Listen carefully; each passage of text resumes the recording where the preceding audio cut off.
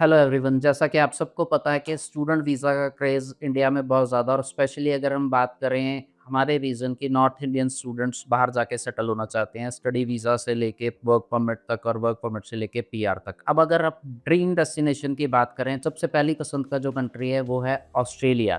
तो आज पलकिन सहगल हमारे साथ हैं जो कि ऑस्ट्रेलिया के वीज़ा एक्सपर्ट हैं, आज हम इनसे बात करेंगे।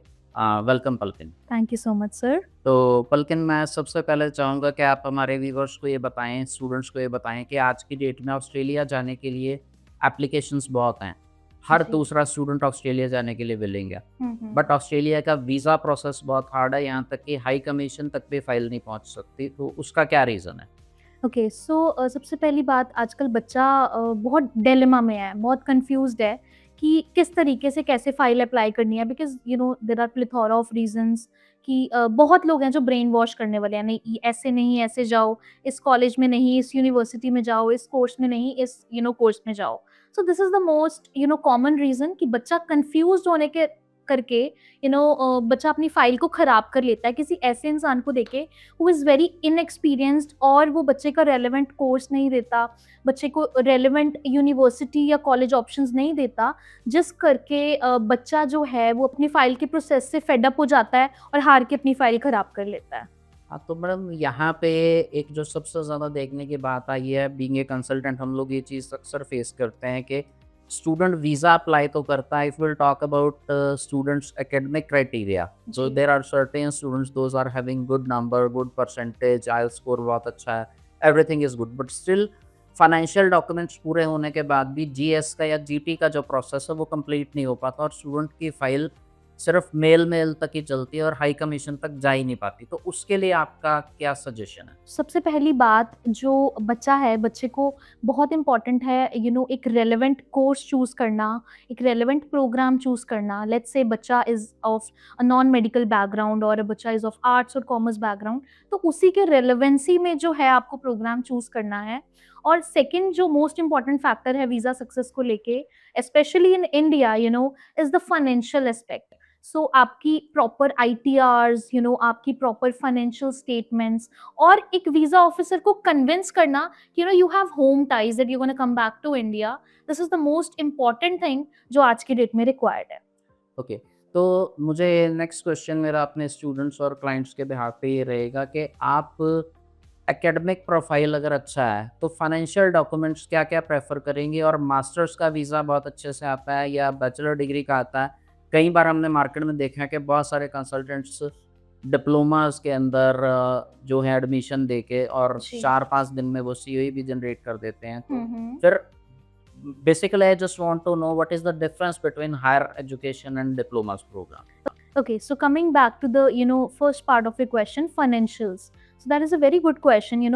इस चीज़ को लेके जनरली स्टूडेंट्स में या स्टूडेंट के पेरेंट्स में बहुत डाउट्स रहते हैं कि क्या फाइनेंशियल्स शो करने हैं, कितने शो करने हैं, कितने टाइम पुराने उनको फंडिंग दिखानी है and these kind of stuff. See बात फाइनेंशियल्स की, तो फाइनेंशियल्स का क्राइटेरिया बिल्कुल स्टैंडर्ड है, which is like Australia wants 3 month old funds जो कि 25 से लेके 30 लाख के बीच में वेरी करते हैं, जिसके अंदर इंक्लूड होते हैं आपकी कॉस्ट ऑफ लिविंग, आपकी जो फीस है, आपका जो ट्रैवल एक्सपेंस है, ये सब उसके अंदर इंक्लूड होता है। And second thing, your question was जैसे आपने बोला कि डिप्लोमा और बैचलर में क्या डिफरेंस है, जिसको ऑस्ट्रेलिया की लैंग्वेज में हायर और वेट के नाम से कैटेगराइज किया गया है। So what is basically VET? VET का मतलब डिप्लोमाज, एडवांस डिप्लोमाज या कुछ ऐसे कोर्सेज जिसमें मतलब फीस स्ट्रक्चर जो है वो आपका बहुत ही कम रहता है। मतलब अगर मैं साल की फीस की बात करूं तो that could be 12,000 $15,000 which is very less as compare to higher. तो जिस करके बच्चा थोड़ा सा कन्विंस हो जाता है या एजेंट्स उनसे कन्विंस कर देते हैं कि वेट में एडमिशन ले ले बेटा, देखो बहुत अफोर्डेबल रहेगा। So which is a very wrong step. Reason being इसका जो GTE criteria which is very lenient. और एक चीज़ हमेशा याद रखिएगा, ऑस्ट्रेलिया में जिस भी कॉलेज या यूनिवर्सिटी का जीटीई या जिस प्रोग्राम का जीटी क्राइटेरिया लीनियंट होगा, it means visa success ratio is inversely proportional. मतलब कि उतने ही कम चांसेस हैं कि आपका जो है वो वीजा ग्रांट होगा। So one thing you have to keep in mind is, जिस भी बच्चे को ऑस्ट्रेलिया जाना है वो हमेशा हायर यानी कि बैचलर्स या फिर मास्टर्स में एडमिशन ले एंड उसके थ्रू ही अपना वीजा अप्लाई करे। तो madam thank you very much, but इसके बाद एक क्वेश्चन और आता है कि चलिए हमने जीपी की बात कर ली, हमने एकेडमिक क्राइटेरिया की बात कर ली, हमने परसेंटेज की बात कर ली, हमने आइल्स के स्कोर की बात कर ली। But after getting the GS approval, visa के चांसेस कितने परसेंट रहेंगे? सपोज़ अगर एक हायर एजुकेशन की अगर मैं बात करूँ, बैचलर डिग्री में और मास्टर डिग्री में one student will get approval from the college और यूनिवर्सिटी, उसके बाद आपका जीएस का प्रोसेस कंप्लीट होने के बाद, फीस जाने के बाद, सीओई मिलने के बाद भी हमने अक्सर देखा है कि बैचलर या मास्टर्स यानी कि हायर एजुकेशन की बात करें, तो भी इसमें वीज़ा रिफ्यूज़ल आ जाता है। तो उससे जी। कैसे बचा जाता है और उसके रीज़न क्या है? Okay, very good question. So if you talk about what are the high chances of visa और कैसे हम ऑस्ट्रेलिया का वीज़ा ले सकते हैं, so उसमें सबसे फर्स्ट चीज़ जो आपको ध्यान रखनी है दैट इज़ एक रेलेवेंट कोर्स आप लोगों को चुनना है कि मुझे इस कोर्स के अंदर एडमिशन लेनी है और ये कोर्स मेरे लिए लाइक क्यों इम्पोर्टेंट है, मेरी स्टडीज से वो क्यों रेलेवेंट है। सेकेंड जो इंजीनियरिंग प्रोग्राम्स हैं, आईटी प्रोग्राम्स हैं, हेल्थ केयर प्रोग्राम्स हैं, which are very much in demand in Australia और ऑस्ट्रेलिया ऐसे बच्चों को प्रेफर करता है। Thirdly, Australia is kind of a very strict but very genuine country, है ना? It's not like other countries की ठीक है, अगर आपका एक बार रिफ्यूजल आ जाता है या फिर अगर आप कोई भी आर्ट्स का बच्चा है, कोई भी रेलेवेंस इररेलेवेंस कोर्स चूज करो and you can take admission and you can there is a chance you can get visas too, but no, it's not like that. Australia थोड़ा सा strict है इन चीज़ों को लेके, because इसमें जैसे कि सर ने बताया there is a GS thing which is called genuine student requirement. आप वर्ड से ही समझते हैं कि what is GS, आपको प्रूव करना है कि why you're genuine. This is the most important thing. So you have to take care of this thing that आप उसको relevant प्रूव करिए, अपने financials proper दिखाइए, कॉलेज यूनिवर्सिटी अच्छी चूज़ कीजिए, प्रोग्राम अच्छा चूज़ कीजिए और हायर में जाइए जिससे आपके वीज़ा चांसेस ऑटोमैटिकली ज़्यादा हों। Okay, thank you. And one more thing I want to ask you, is there any difference in visa success ratio between bachelor degree और मास्टर डिग्री? अगर मैं मुझे जो अब तक का एक्सपीरियंस मेरा रहा है या मैं मार्केट से सुनता हूँ, तो हमें कई बार लगता है कि मास्टर डिग्री के लिए जो स्टूडेंट अप्लाई कर रहा है, उसका visa success rate comparatively to bachelor degree थोड़ा ज़्यादा होता है। ऐसा है या नहीं? अगर हाँ, तो why? So if you talk about a bachelor degree वाला बच्चा and if you talk about a master degree वाला बच्चा, so दोनों में सबसे जो मेजर डिफरेंस है that is of a maturity level, ये तो आप जानते ही हैं। ऑब्वियसली बात है, एक बच्चा जो अभी अपनी बैचलर्स फिनिश करके जा रहा है मास्टर्स पढ़ने के लिए, सो उस बच्चे का जो मैच्योरिटी लेवल है वो एज कम्पेयर टू यूजी, जिसने जो बच्चा यूजी यानी बैचलर्स के लिए जा रहा है उसके कंपैरेटिवली बहुत हाई है।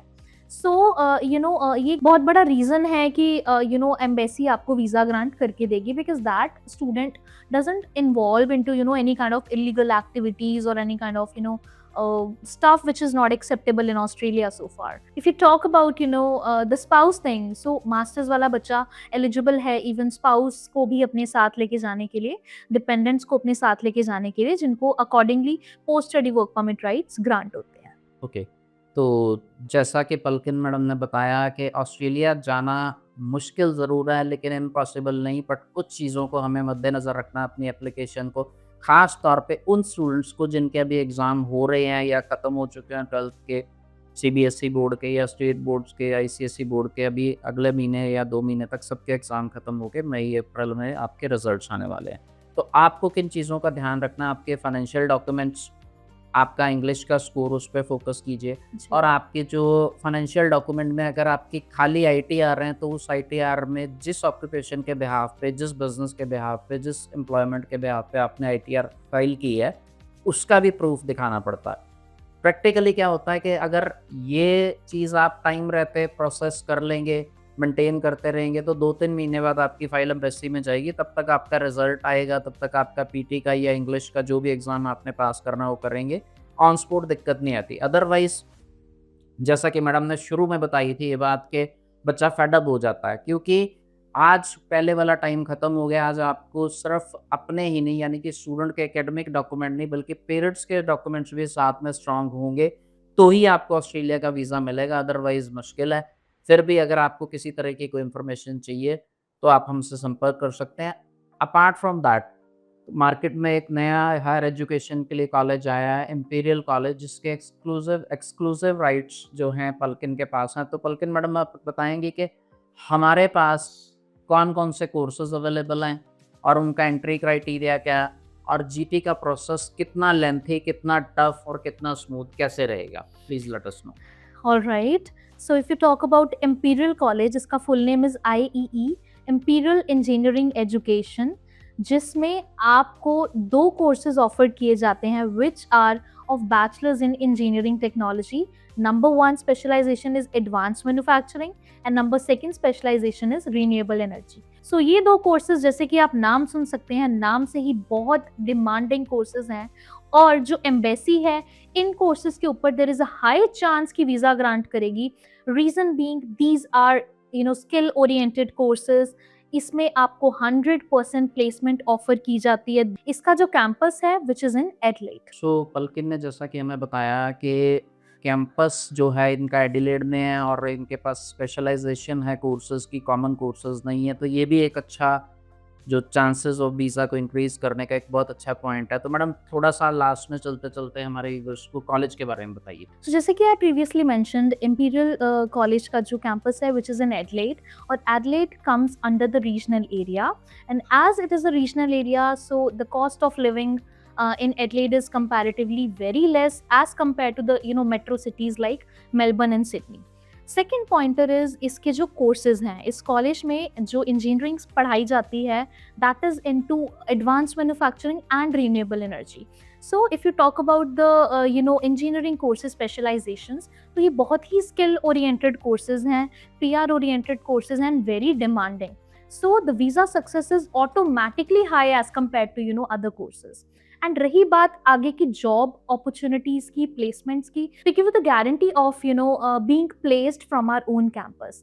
अपार्ट फ्रॉम दैट अगर मैं बात करूँ फैकल्टी की, अगर मैं बात करूँ द टीचिंग मेथड, सो जैसे कि इसका कैंपस इज इन एडलेड, टेव एसए में इसका कैंपस लोकेटेड है and you get the experience teachers, experience staff, whole international kind of study environment with a very good lifestyle. तो ओवरऑल ये पॉडकास्ट ख़त्म करने से पहले मैं आपसे ये बताना चाहता हूँ कि ऑस्ट्रेलिया टफ नहीं है, कॉम्प्लिकेटेड है। ऑस्ट्रेलिया नया नहीं है, पुराना, और इस इंडस्ट्री में जो लोग एक्सपीरियंस्ड कंसल्टेंट्स हैं वो आज भी ऑस्ट्रेलिया को समझते हैं और आज भी ऑस्ट्रेलिया को करते हैं। तो अब भी आप भी अगर ऑस्ट्रेलिया जाना चाहते हैं तो जो बातें आज पल्किन ने जो आपको बताई उनको फॉलो करके आप अपना ऑस्ट्रेलिया का ना सिर्फ अनकंडीशनल ऑफर बल्कि सीओई भी हासिल कर सकते हैं और वीज़ा भी ले सकते हैं। जी, thank you thank you. Palkin. All right, ji.